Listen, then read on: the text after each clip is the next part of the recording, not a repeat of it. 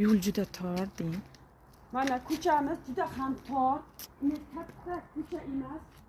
Bitta yengil mashina arang kirib chiqadi. Bu yerda o'sha katta kranlar kirishi natijasida uyimni oldidagi daraxtlarga shikast yetdi. Uyimni oldidagi betonlarni qo'parib tashlashdi.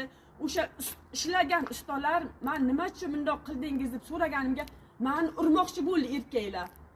Milisalar hech kim meni tinglagani yo'q. Hech kim qiziqmadi kelib meni ahvolim bilan. Mahalla ham hech kim. O'zim yugurib yelib Toshkent prokuraturasiga, respublika prokuraturasiga murojaat qilgandan so'ng hal qilib berishdi.